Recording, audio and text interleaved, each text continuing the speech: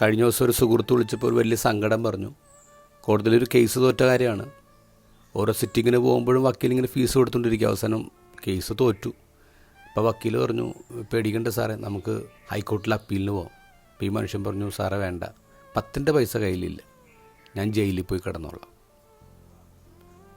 Case നടത്തി മുടിഞ്ഞു പോയ പല ആൾക്കാരും നമുക്ക് ലൈഫിൽ പരിചയമുണ്ട്.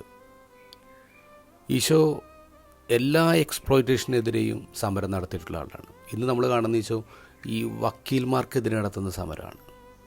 നിങ്ങൾ നിയമജ്ഞരെ സൂക്ഷിച്ചുകൊള്ളൂ, കാരണം അവർ വിധവയുടെ ഭവനങ്ങൾ വിഴുങ്ങുന്നു. എന്താണ് അതിനർത്ഥം? ഹസ്ബൻഡ് മരിച്ചു പോകുമ്പോൾ പ്രോപ്പർട്ടിയും വീടൊക്കെ ബാക്കി വെച്ചിട്ടാണ് പോകുന്നത്. ചിലപ്പോൾ പ്രോപ്പറായിട്ടൊരു വില്ല അവർ എഴുതിയിട്ടുണ്ടാവില്ല. അപ്പോൾ അവരെ സഹായിക്കാൻ വേണ്ടി നിയമജ്ഞർ വരും, ലോയേഴ്സ് വരും.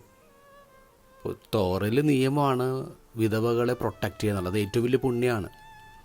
അപ്പോൾ ഈ വിധവകളെ കരുതുന്നത് ഇവർ പ്രൊട്ടക്റ്റ് ചെയ്യുന്ന, പക്ഷേ ഇവർ വന്നിട്ട് ലൂപ്പുകളൊക്കെ കണ്ടുപിടിച്ചിട്ട് പതിയെ പതിയെ ഇവരുടെ വീടടക്കമുള്ള സ്വത്തുക്കൾ സ്വന്തമാക്കുകയാണ്. അങ്ങനെ വിധവകൾ തെരുവിലേക്ക് ഇറങ്ങുക.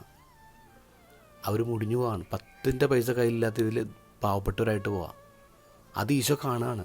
പലയിടത്തും സംഭവിക്കുന്ന ഈശോ കാണാണ്. ഈശോ അതാണ് പറയുന്നത്, അവരെ പേടിക്കണം, അവരെ സൂക്ഷിക്കണം, കാരണം അവർ നിങ്ങളുടെ ഭവനങ്ങൾ വിഴുങ്ങും. അതിനുശേഷം നമ്മൾ കാണുന്ന ഈശോ നേർച്ചപ്പെട്ടിട്ട് അടുത്തിരിക്കുക. ഈശോ നേർച്ചപ്പെട്ടിട്ട് അടുത്തിരുന്നത് ഓരോരുത്തർ എത്ര പൈസ വെച്ച് ഇടുന്നു എന്നറിയാനാണോ? ഈശോ അത്രയ്ക്ക് ചീപ്പല്ലല്ലോ. അപ്പോൾ ഈശോ കൃത്യമായിട്ട് താൻ പറഞ്ഞതിനൊരു പ്രൂഫ് കൊടുക്കുക. ഒരു വിധവയെ കാണിച്ചു കൊടുക്കുക. 2 ചെമ്പ് തൊട്ടിടുന്നൊരു വിധവ. അതൊരു സ്റ്റേറ്റ്മെൻറ്റാണ്, ഒരു പൊളിറ്റിക്കൽ സ്റ്റേറ്റ്മെൻറ്റാണ്. എന്താണ്? നിങ്ങൾ കണ്ടില്ലേ, ഈ വിധവയെ കണ്ടില്ലേ? ഒരു വക്കീൽ വിഴുങ്ങിയ വിധവയാണ്. അവർക്ക് വീടുണ്ടായിരുന്നു, അവർക്ക് പ്രോപ്പർട്ടി ഉണ്ടായിരുന്നു. ഇന്ന് എവിടെ പോയി? അവരിന്ന് തെരുവിലാണ്. 10 പൈസ അവരുടെ കയ്യിലില്ല. അതാണ് ഈശോ ഇന്നത്തെ ഗോസ്പലിൽ നമുക്ക് കാണിച്ചു തരുന്നത്. The exploited one.